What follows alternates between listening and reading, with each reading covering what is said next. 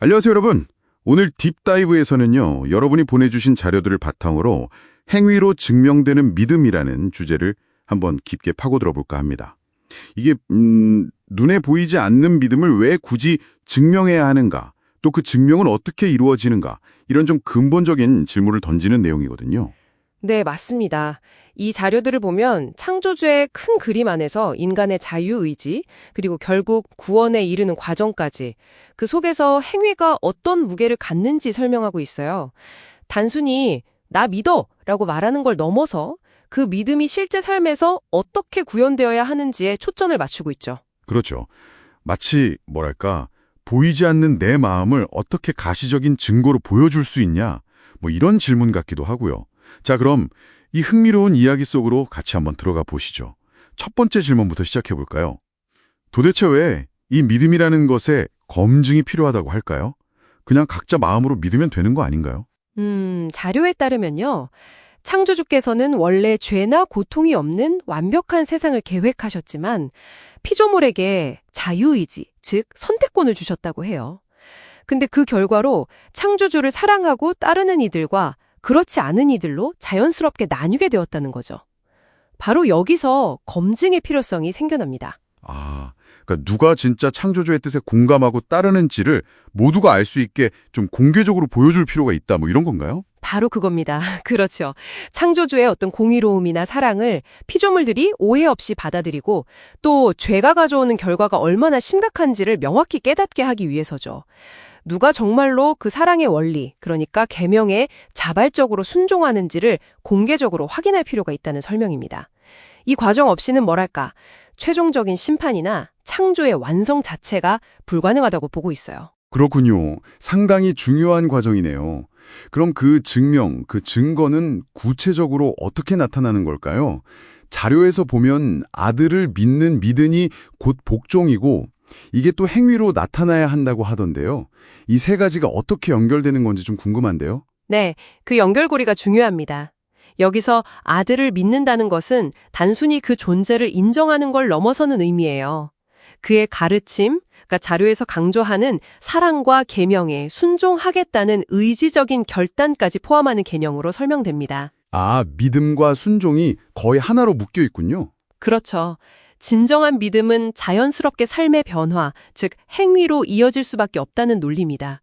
그리고 이 행위를 자료에서는 열매라고 비유적으로 표현하는데요. 여기서 중요한 건 이 열매라는 게 그냥 인간적인 노력이나 선행으로 맺어지는 게 아니라는 점이에요. 그냥 착한 일을 하는 거랑 좀 다른 건가요? 네, 성령 하나님이라는 초월적인 존재의 도움을 받아서 내면 깊은 곳에서부터 우러나오는 그런 마음이 담긴 행실을 의미한다고 강조합니다. 겉모습만 바꾸는 게 아닌 거죠. 열매가 내적 변화의 외적 표현이다. 그렇군요. 그럼 우리가 흔히 종교에서 말하는 율법은 어떤 의미를 갖는 건가요? 이게 그냥 지켜야 할 규칙 목록? 뭐 그런 건 아닌 것 같은데요. 자료에서는 율법의 본질이 사랑이라고 하더라고요. 맞습니다. 정확히 보셨어요. 율법의 핵심을 하나님 사랑, 그리고 이웃 사랑으로 설명합니다. 심지어는 원수까지 사랑하는 것을 포함한다고 하죠. 그러니까 이웃의 행복을 위해서라면 기꺼이 나 자신을 희생하는 것, 이게 율법 정신의 기본이라는 거예요. 어떻게 보면 공동체를 유지하는 생명줄 같은 거죠. 와, 굉장히 고차원적인 사랑이네요. 그렇죠. 근데 안타깝게도 많은 사람들이 자료의 예시로 나오는 바리새인들처럼 이런 본질은 놓치고 껍데기만 남은 형식적인 규칙 지키기, 즉 율법주의에 빠졌다고 지적하고 있어요. 사랑이 빠진 거죠. 사랑 없는 규칙 준수. 그게 율법주의군요. 그러면 율법 자체는 좋은 거지만 사람들이 오해하거나 잘못 사용했다는 거네요.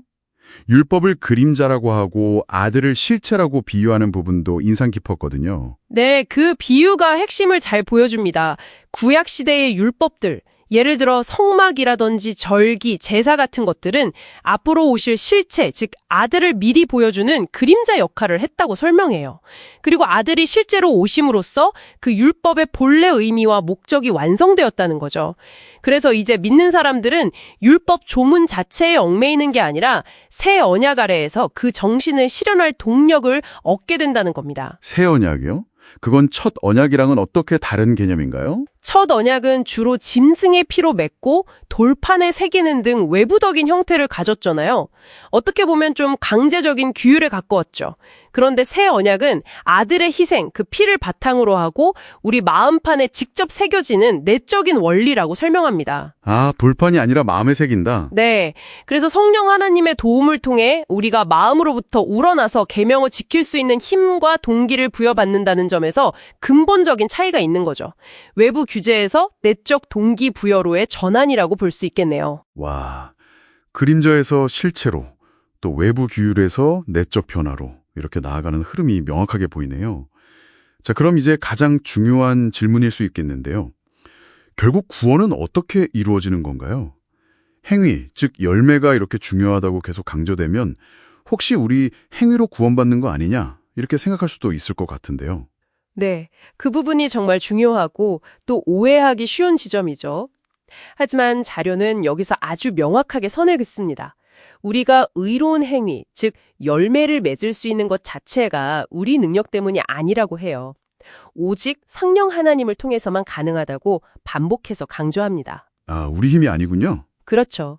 우리가 하나님을 사랑하고 그 계명을 지킬 수 있게 되는 것 자체가 하나님께서 먼저 우리를 사랑하시고 아들과 성령 하나님을 보내주신 그 은혜 덕분이라는 거죠.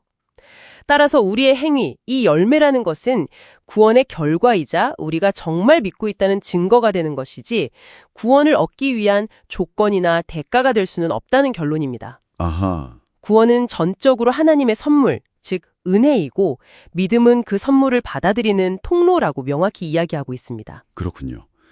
행위는 믿음과 은혜가 우리 안에서 실제로 작동하고 있다는 걸 보여주는 가시적인 증거다. 이렇게 정리할 수 있겠네요.